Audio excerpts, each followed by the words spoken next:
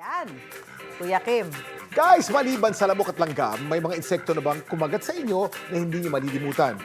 Nako, meron. Kuya Kim, lalo sa farm, alam mo, iba-ibang klase ng insekto. Hindi mo na alam kung ano-anong klaseng insekto yun. Biglang kate, tapos iba-iba yung kate nila. Yung meron isang buwan na, makati pa. Oo, oo. Ako na, Ako naman. stang ako ng bee sa mata, Kuya Sa Kim. mata? Naku, Ang namaga. sakit na, opo. Ikaw naman, Migs. Ako, sa akin, gagamba. Yung mga gagamba, lalo na pag mali yung pagmalaking gagamba. Di ba sa mga kubo-kubo, meron yung kadalasan mga ganun. Boy. Pinaka-ayoko yung liklik. Ay, oo, Niknik. niknik yan. Ay, mabuti nga, Kuya Kim. Hailey at Migs, nakagat ka lang. Tapos lilipas din ang sakit. Pero paano kung hindi, di ba? What if, pag kinagat ka, kagatin mo rin kaya, Mami Sue? Di ba? Kagatin ka, gumanti tayo. Hindi ko siya makita eh. Yan ang ginagawa ng insektong matatagpuan sa Palawan. Alamin kung ano yan sa kwentong inalam ni Von Aquino. Kapag nakagat, nakapipilipit na sakit ang posible raw na maranasan. Ito ang insekto na turong. Pero sa Palawan, sa halip na ilagan, hinahanap pa raw ito sa mga kakahuyan. Dahil ang itlog o larva nito, niluluto at pinagsasaluhan.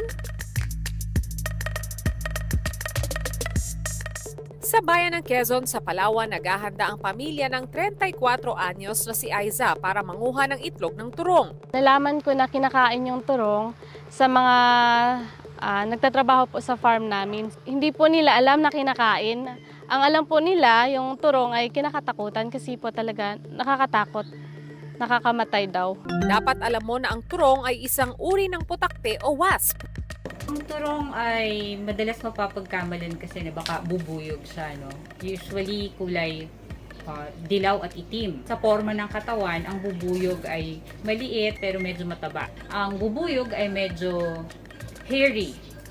And on the other hand, ang turong naman ay halos walang buhok. Dun sa abdomen part ng turong, merong petiole na tinatawag. Ang petiole ay ang bahagi ng abdomen ng turong na maliit kumpara doon sa normal na tiyan, katulad ng tiyan ng sa bubuyog. Ang turong ay endemic dito sa Pilipinas.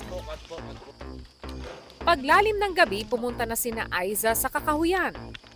Ang kasi po, delikado siya at saka masyado po siyang aggressive. So, dapat po nun madilim. Mag-start na yung dilim.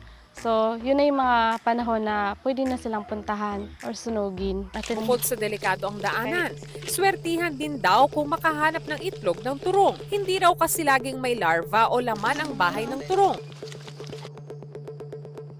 Ilang saglit pa napansin nila ang bahay ng turong na nakasabit sa puno. Sinusunog po siya. Gamit po namin yung dahon ng nyog, yung tuyo po. So, doon kami nagsastart ng apoy. Tapos, sinisindihan yung bahay ng turong. Pag nag-start na ng sunog, yung larva po ng turong, hindi po yun siya nasusunog. Kasi po hindi siya makukuha ng hindi siya sinusunog. Hindi nga po siya malalapitan kasi pag lumapit na po kayo sa bahay niya, automatic po yung turong mag-a-attack na po. Hindi po siya tulad ng mga honeybees na pag nilapitan niyo po, nakikita kaagad kung may laman o wala. Yung turong po, may cover siya na kailangan matanggalin yung cover. Nang masunog ang bahay ng turong, ito ang tumambad sa kanila. Walang itlog ang bahay ng turong na kanilang sinunog. Paalala ng eksperto, dapat maging maingat sa pagkuha ng bahay ng turong, lalo na't nakamamatay raw ang kagat nito ayon sa entomologist na si April Marinay. It's kind of dangerous na ating subukan na mangolekta nito, lalo na kung wala tayong sapat na kakayahan, sapat na experience para mangolekta ng turong. Ang itlog ng turong, alternatibong pagkain sa lugar ni na Aiza. Dito sa amin, sa bundok, so, minsan po, sa hirap ng buhay, hindi mo naman po masabi na may mga tao talaga na naghahunting ng makain, mga ganong pagkain. So hindi mo naman masasabi sa kanila na bawal yan, lalo na kung pangailangan nila. Sa pagkuha ng mga exotic na pagkain gaya ng turong, maging maingat dahil hindi dapat buhay ang maging kapalit sa pagkuha ng lamang tiyan.